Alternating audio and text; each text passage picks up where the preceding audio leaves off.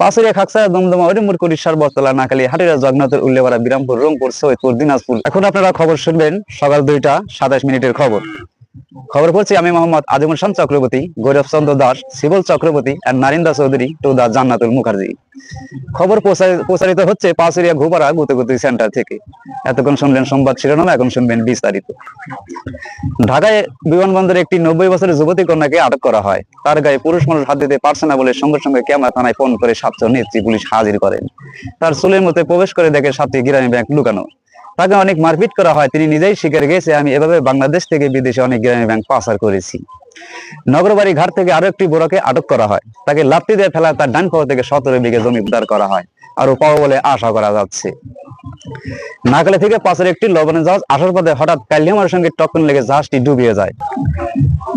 বুড়িগঙ্গা নদীতে পানি টক্কর লেগে আগুন ধরে পুড়ে গেছে। মাছের কোনো ক্ষয়ক্ষতি হয় নাই। তাদের মাছ বলছে, আমরা পানি ছাড়াই নিরাপদ। বেড়া সিএনবি গোলচক করে রিক্সার চাকা পাঞ্চার হয়ে তাতে 300 থেকে 350 লোক আহত হয়েছে। পাশের উত্তরপাড়া হরিমতের মুরগির খামারে মুরগিগুলো ডিম পাড়া বন্ধ করে দিছে। তারা বলছে, বাড়ির দলিলপত্র আমাদের হাতে জমা না দিলে আমরা ডিম পারবো না। সাকলা থেকে সাথে একটি বিমান যাওয়ার পথে হঠাৎ মরার সঙ্গে টক্কর লেগে বিমানটি পাখা ভেঙে ইছামতি গঙ্গের মধ্যে পড়ে যায়। সেই বিমানটিকে উঠানোর জন্য বিদেশ থেকে অনেক আর্মি পুলিশরা বিডা আনা হয়েছে, কিন্তু কিছুতেই বিমানটিকে উঠাতে পারছে না বলে বিপদে আসেন সরকার। ভারত আর ইন্ডিয়ার টক্কর লেগে পাবনার সবকিছু পুড়ে গেছে। সে আগুন নির্মাণের জন্য আমাদের বাংলাদেশ সরকারের পক্ষ থেকে 7 বস্তা পেট্রোল ও 14 বস্তা কিরোসিনের তেল আনা হয়েছে। নাকালিয়া আলম ভাইয়ের মিষ্টির দোকানে কিছু মিষ্টির সঙ্গে 6টি মাছের প্রায় 9 ঘন্টা কই মাছের গোলাগুলি হয়। সে গোলাগুলিতে কিছু মিষ্টি আহত হয়েছে, কিছু মাছি নিহত হয়েছে। আহত মাছিগুলা বলছে, প্রত্যেকদিন আমাদের 1.5 টন করে মিষ্টি না দিলে আমরা আরো মিষ্টির উপর হামলা চালিয়ে যাব।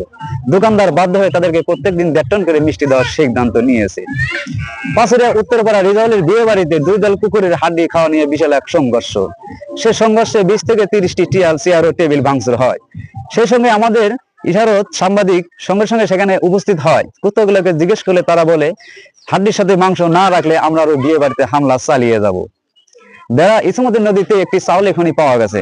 তাদের 3টা থেকে 3.5 চাউল পাওয়া গেছে, আরো পাওয়া বলে আশা করা যাচ্ছে। আমাদের বাংলাদেশ সরকার বলেছে, বাংলাদেশের 60 থেকে 80 টাকা চাউল হলে আমাদের বাংলাদেশের গরিব মানুষ খেয়ে বাঁচতে পারবে।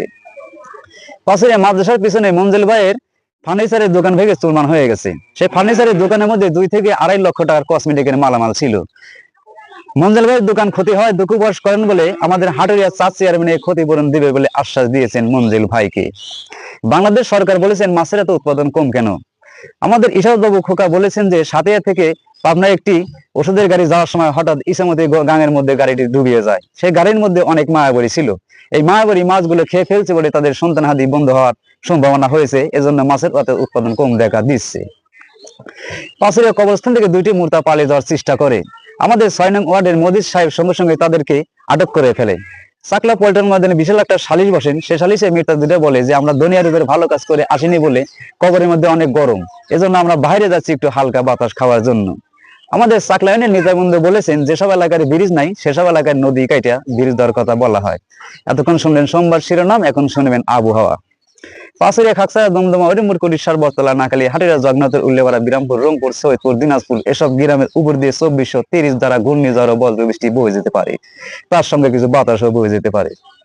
সেতে সাইকেল, বাইসাইকেল, মাইক্রো ও ভ্যান গাড়িকে ঘরের মধ্যে বসে থাকতে বলা হয়েছে। আম, জাম, কাঁঠাল, লিচু, কমলা, আপেল, পেয়ারা, ডালিম, আতাফল, তরমুজ, লাই, উস্তে, পটল, ঢেঁড়স এসব ফলের উপর দিয়ে 220 দ্বারা ঘূর্ণিঝড় ও বজ্রবৃষ্টি বয়ে যেতে পারে। সেই বাতাসের সঙ্গে কিছু যুবক ছেলে উঠতে পারে বলে দেশের সুন্দর সুন্দর মেয়েদেরকে ঘরের মধ্যে বসে থাকতে বলা হয়েছে। কাল সারাদিন রোদ থাকবে, দিনের মধ্যে 14 বার বৃষ্টি হওয়ার সম্ভাবনা আছে। কাল সারাদিন সূর্য উঠতেও পারে, নাও পারে। এখন আপনারা খবর শেষ করছি, পরবর্তী খবর শুনবেন সকাল 3টা 32 মিনিটে। আসসালামু আলাইকুম।